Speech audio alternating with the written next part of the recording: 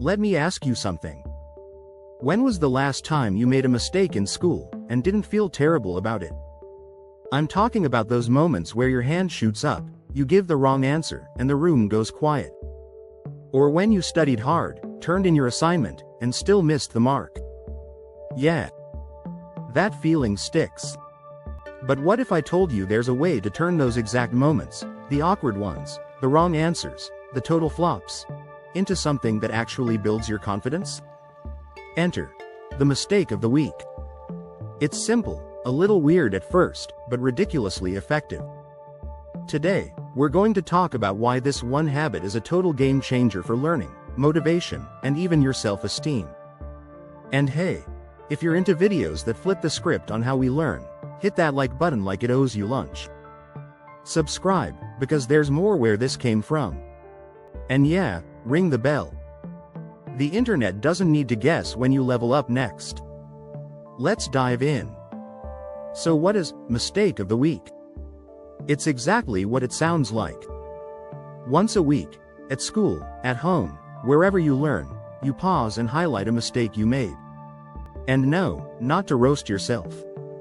You're doing it to learn out loud. You pick a mistake, talk about what went wrong, and more importantly, what it taught you. Some schools do this as a quick end-of-week reflection.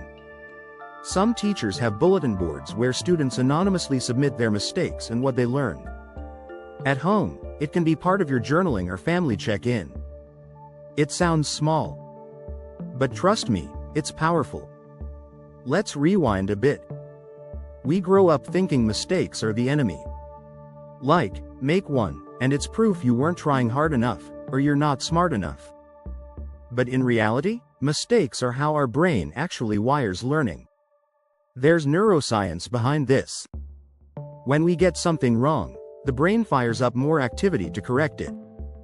That correction, the aha moment, is what helps you remember it for next time.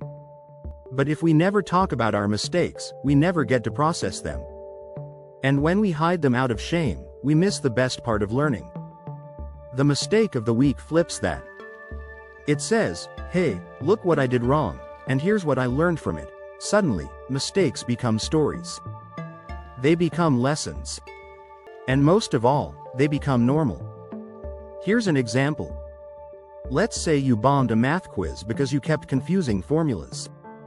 Instead of beating yourself up, you write it down as your mistake of the week. Messed up the area versus volume formulas again. Then you ask, what was confusing about it? What could I try differently next time? Maybe you draw a diagram. Maybe you make a silly rhyme to remember it. Maybe you teach it to a classmate or a sibling. Now, instead of just feeling bad, you've taken action. You've turned a failure into a feedback loop. And the next time it comes up, you're more likely to nail it because you processed it. That's the secret. You don't just remember the content, you remember the lesson. Okay, but let's talk about something real for a second. A lot of students, maybe even you, avoid trying things because they don't want to mess up. They're afraid to raise their hand. They stay quiet in group work. They second-guess every assignment. Why? Because we've trained ourselves to think mistakes equals embarrassment. But the people who grow the fastest? They're the ones who mess up the most and reflect on it. They're not afraid to say, yeah, I got that wrong, so what? Now I know better. Mistake of the week helps you practice that mindset.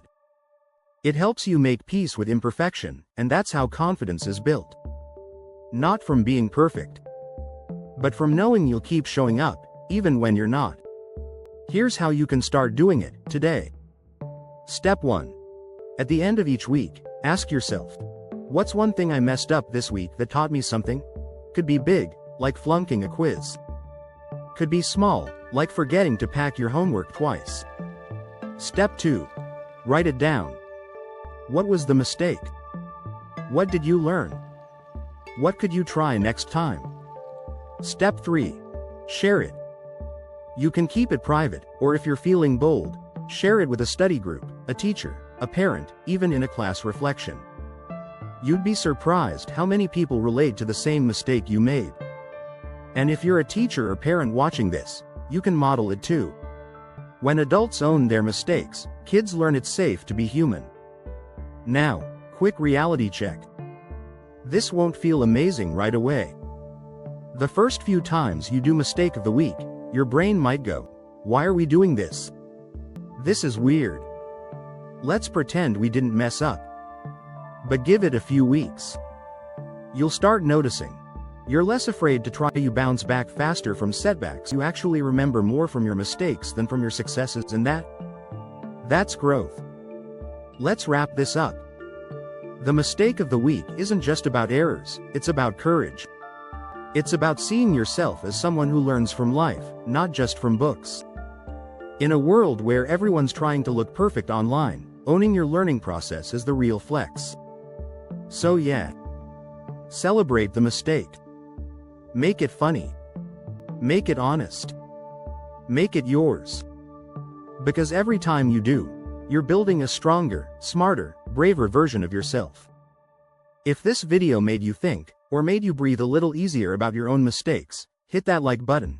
It lets me know this stuff matters to you. And hey, if you ever want to be the first to know when new videos drop, subscribe and hit the bell like it's your personal motivation button. Got a mistake of the week of your own? Drop it in the comments, I'll read them all. Let's build a community where learning out loud is the new cool. See you in the next one. Mistakes and all.